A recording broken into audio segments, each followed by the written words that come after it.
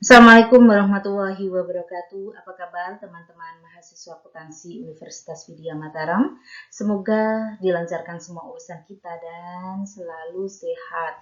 Di masa pandemi kita masih punya kewajiban untuk tetap mengasah keilmuan kita di bangku kuliah meskipun harus lewat jauh. Jangan sampai semangat kita menjadi pudar karena masa ini masa tidak hanya terjadi di Indonesia tapi di seluruh dunia. Kiranya harus membuat kita berpacu untuk menjadi insan atau manusia yang tetap berilmu, sehingga kalau nanti masa pandemi ini berakhir kita sudah siap menghadapi tantangan dunia, khususnya di dunia akuntansi.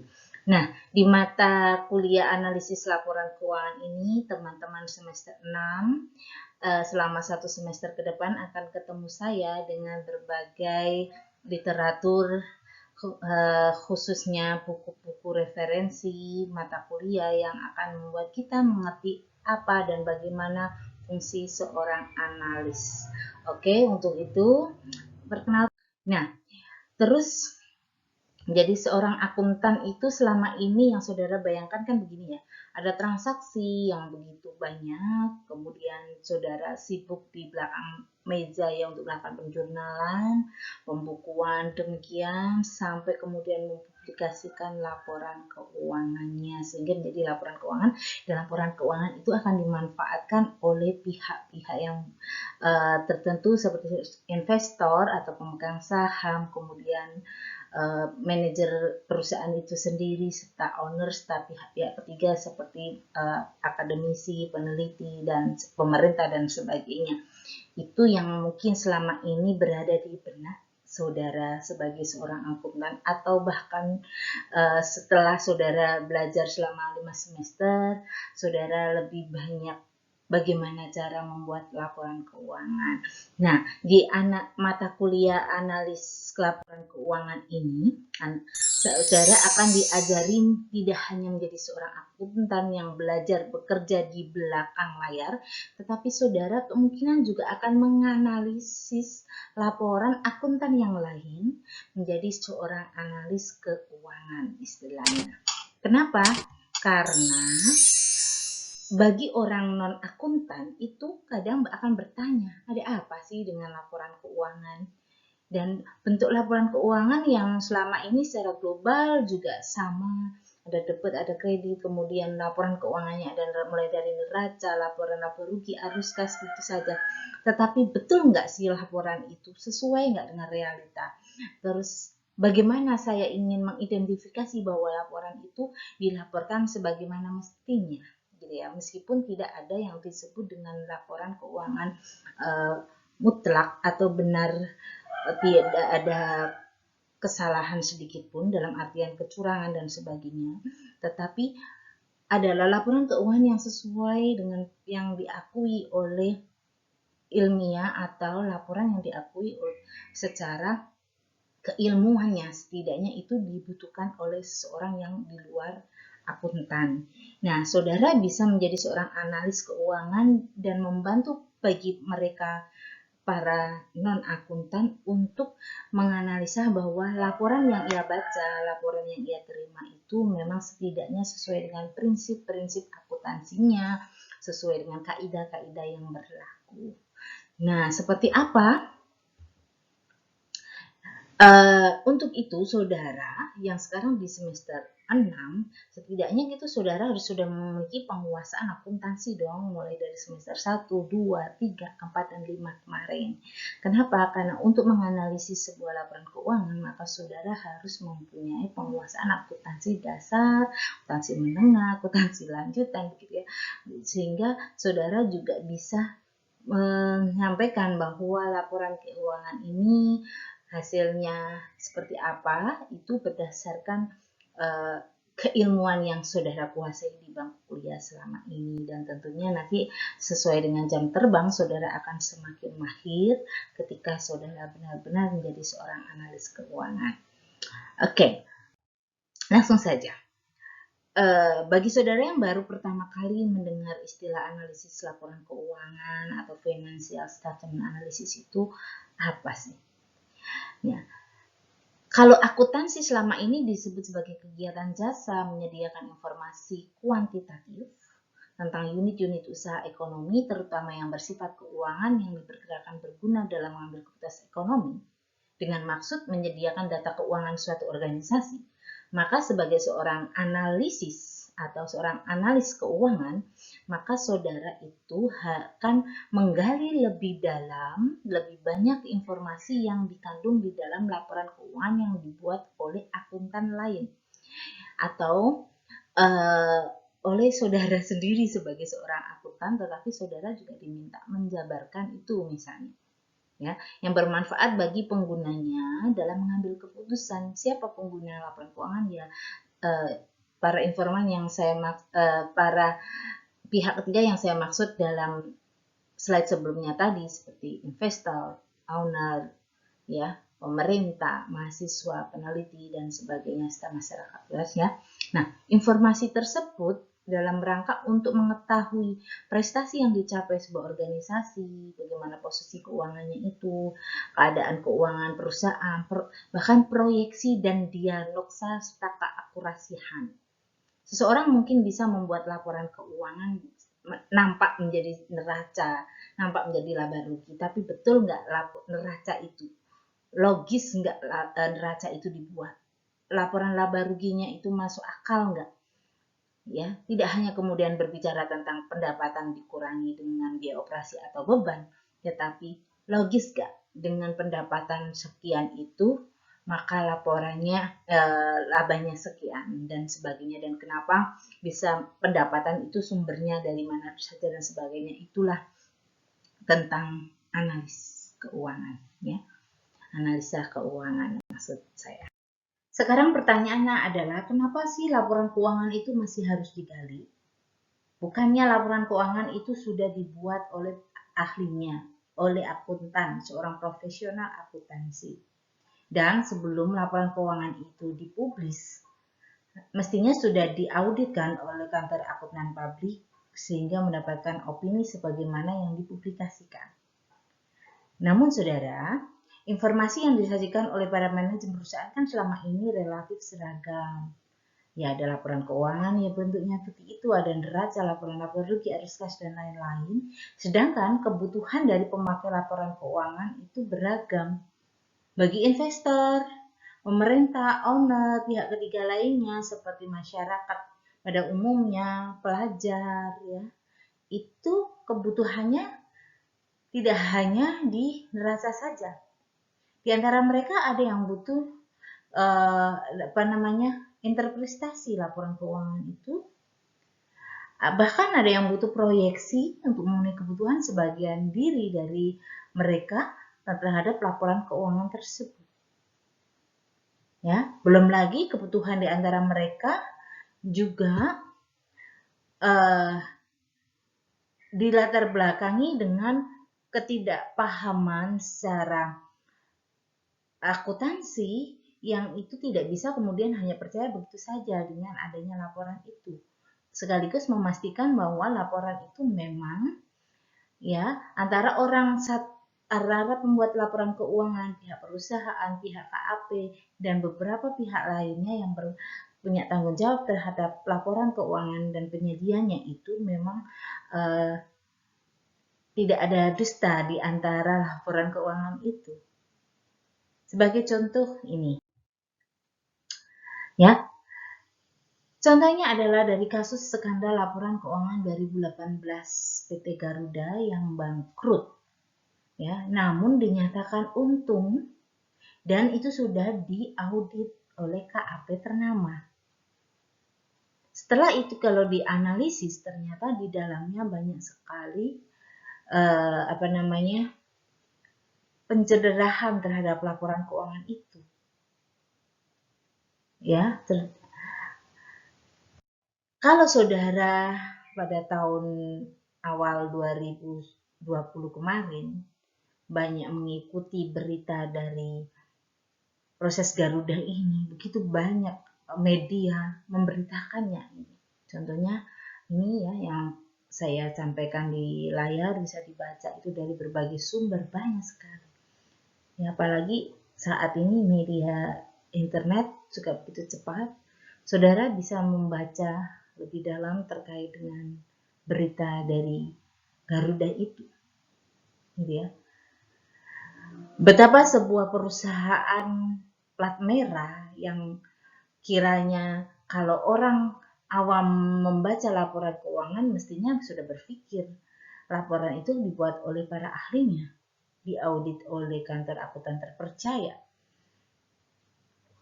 Tapi siapa menyangka bahwa di dalamnya itu juga ada kesalahan di antara orang-orang yang bertanggung jawab itu. Sehingga perlu dilakukan revisi laporan keuangan dan terjadi denda karena merugikan banyak pihak. Gitu ya. Belum lagi kalau dianalis secara mendalam, bagaimana sebuah laporan keuangan yang rugi bisa menjadi laba, itu prosesnya dari mana? Ada pengakuan piutang yang seharusnya itu bukan piutang misalnya. Pendapatan yang seharusnya itu belum didapatkan, atau pendapatan yang sebenarnya itu bukan pendapatan. Nah, itu adalah tugas seorang analis. Jika dunia surat kabar dan dunia pertulisan telah memberitakan atau mengulas tentang kasus skandal Garuda ini, maka dunia pertelevisian tentunya juga tidak kalah gencar untuk membahasnya. Salah satunya seperti pada layar itu, bagaimana presenter ini menyampaikan dengan lugas analisis laporan keuangan mulai dari tahun 2016 yang dinyatakan laba sekitar 3,8, kemudian 2017 4,1, dan 2018 sekitar 4,3 miliar US dollar.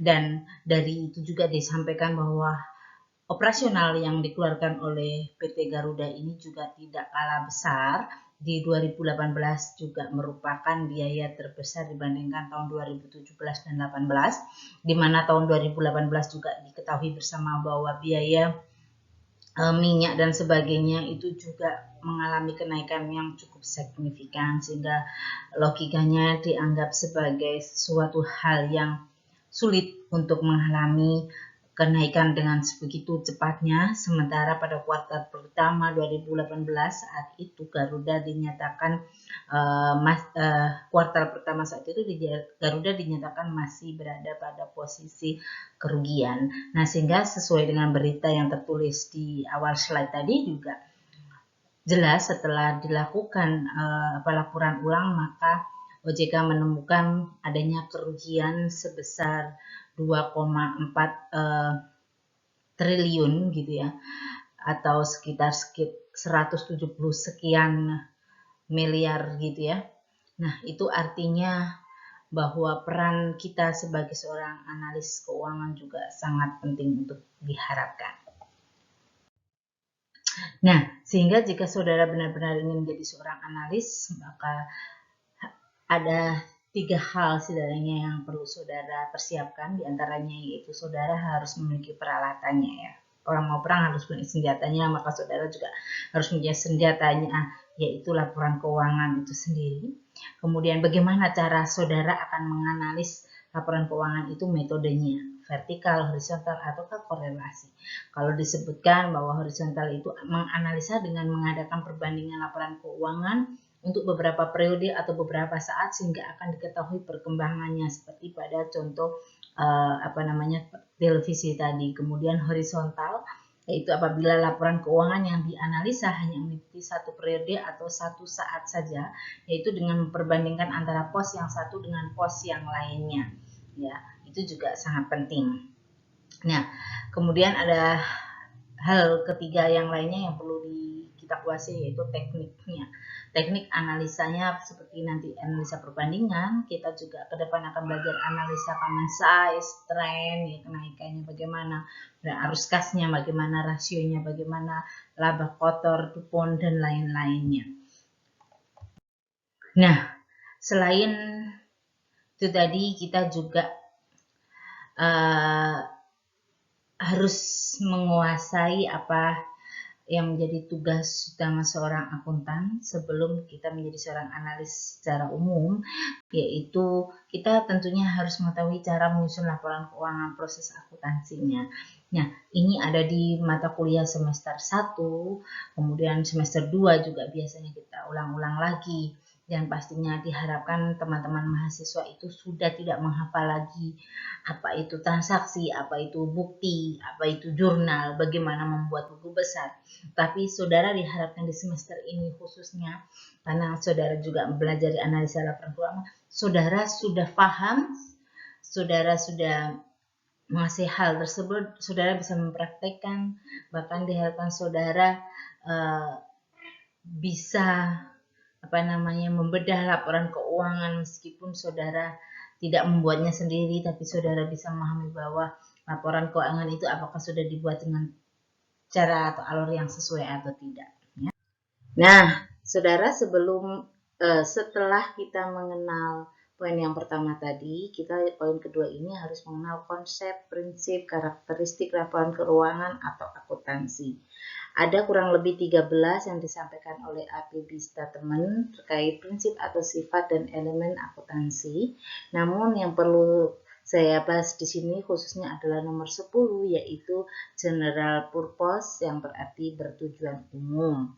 Seperti yang kita ketahui bahwa laporan keuangan itu ada berbagai jenis. Ada yang untuk keuangan kepentingan intern dan ekstern. Nah, prinsip akuntansi didesain untuk kepentingan ekstern, karenanya laporan keuangan untuk ekstern itu bersifat publis sehingga harus memiliki proteksi perlindungan masyarakat, dan media perlindungannya itu adalah prinsip akuntansi. Ingat ya, proteksi perlindungan laporan keuangan untuk publis adalah prinsip akuntansi. Nah, prinsip akuntansi ini dipegang oleh IAI, Ikatan Akuntansi Indonesia. Karena general purpose ini untuk kepentingan semua orang, sehingga harus bisa mengakomodasi semua kepentingan, termasuk investor, pemerintah, manajemen, pemilih, analis, dan sebagainya. Nah, karena sifatnya yang general purpose itulah, maka jika ada tambahan atau kegiatan yang diharapkan ada kepentingan dari salah satu pihak untuk tujuan tertentu, misalnya untuk menginvestigasi tertentu, maka laporan keuangan ini harus dilakukan tambahan audit atau jenis audit lain selain audit umum, yaitu audit investigasi. Jika terkait dengan operasional, maka ada jenis audit lain, yaitu audit operasional. Ada lagi audit manajemen, audit akuisisi, audit khusus, audit mencari kesalahan, audit merger, dan lain sebagainya. Jadi, jika ada yang berasumsi bahwa ternyata laporan keuangan itu bisa hasilnya berbeda-beda dari setiap pihak yang menginginkan, itu adalah pemahaman yang kurang pas, karena tambahan atau audit atau jenis audit lain selain dari laporan keuangan itu adalah jenis audit lain yang menjadi kepentingan dari pihak tertentu, bukan secara publis. Misalnya, pemerintah ingin melakukan investigasi pada PT dengan plat nomor merah atau BUMN tertentu dengan tambahan audit investigasi. Maka tidak semua perusahaan juga harus ditambahi dengan audit investigasi, tetapi cukup dengan audit umum atau audit biasa yang biasa dilakukan oleh KAP. Sampai di sini bisa dipahami ya, bahwa laporan yang publis itu harus bisa mengakomodir semua pihak. Nah, saudara, hal yang ketiga, saudara juga harus mengetahui kelemahan saudara sendiri. Ya, maka dalam pembuatan laporan keuangan juga saudara harus mengetahui keterbatasan laporan keuangan. Sehingga jika nanti dalam lapangan sebagai seorang mahasiswa atau nanti menjadi akuntan pada masa yang akan datang, saudara bisa menjawab, kenapa sih laporan keuangan itu kok tidak bisa memuaskan informasi buat saya, misalnya begitu ya. Padahal karena kok tidak sesuai dengan kenyataan yang saya hadapi. Nah, Misal, hari ini ada informasi terkait dengan perusahaan A yang dikatakan bagus nilainya, padahal laporannya jelek. Itu beberapa tahun yang lalu gimana bisa. Nah, pertanyaan-pertanyaan seperti itu saudara bisa jawab. Misalnya yang pertama, karena laporan keuangan itu bersifat historis, menyampaikan sesuatu yang sudah lewat.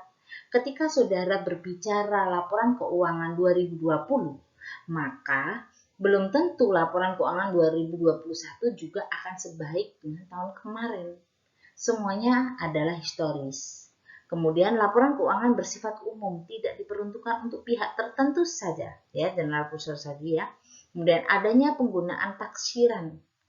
Ya, penggunaan taksiran di sini tidak luput dari berbagai pertimbangan, sehingga taksiran itu kadang antara satu daerah dengan daerah yang lainnya ada sedikit perbedaan.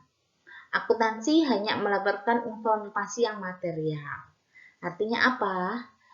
Penerapan prinsip akuntansi terhadap suatu fakta atau pos tertentu mungkin tidak dilaksanakan jika hal ini tidak menimbulkan pengaruh secara material terhadap kelayakan laporan keuangan. Contoh, ada barang yang itu sisa, ya, tapi tidak jelas dari mana. Setelah dihitung atau diketahui ternyata nilainya di bawah material. Ukuran material misalnya 5% atau 1% dari jumlah barang itu. Atau temuan audit. Temuan audit yang menunjukkan selisih antara kwitansi dengan jumlah yang diketik di dalam suatu jurnal, misalnya kwitansinya adalah 1 juta. Ternyata yang ditulis di dalam jurnal itu 1 juta lebih 1 rupiah saja. Di belakangnya. Oke, itu tidak bisa dikatakan sebagai sesuatu kesalahan fraud atau kecurangan dan sebagainya, tapi itu adalah termasuk kesalahan administratif, tetapi tidak menjadi temuan yang material, gitu ya. Bersifat konservatif dan sebagainya, saudara bisa memahami atau mendalami materi ini di mata kuliah sebelumnya. Analisis keuangan juga harus menguasai ya kerjaan analisis laporan keuangan itu sendiri, ya, yang dilakukan setiap akhir tahun berdasarkan laporan keuangan yang telah disusun untuk mencapai tujuan keuangan seperti melakukan screening, melakukan understanding, memahami kondisi keuangan dan hasil usahanya, forecasting. Nah, ini penting. Saudara juga harus bisa meramalkan kondisi keuangan di masa yang akan datang. Oh, seorang akuntan apakah juga bisa menjadi profesi sebagai dukun? Tidak. Forecasting meramal tidak seperti meramalnya dukun, tetapi di sini melakukan analisa keuangan untuk ke depan. Misalnya, harapan anggaran yang akan harapan pendapatan yang akan diperoleh dengan anggaran yang dibuat sekian, dan biaya-biaya yang diperkirakan akan naik atau turun dengan kondisi ke tahun yang akan datang itu bagaimana. Nah, itu cara forecastingnya, ya. Dan yang terakhir adalah pastikan bahwa hasil audit opini dari KAP itu adalah mengoreksi atau memang mengaudit laporan yang semestinya. Jika laporan yang tidak seharusnya layak diaudit itu kemudian diaudit, maka pasti hasil audit juga menghasilkan audit yang tidak semestinya. Itulah istilah get bit in, get bit out. Jika yang diperiksa adalah laporan yang salah, maka hasil pemeriksaan pun laporan yang salah pula.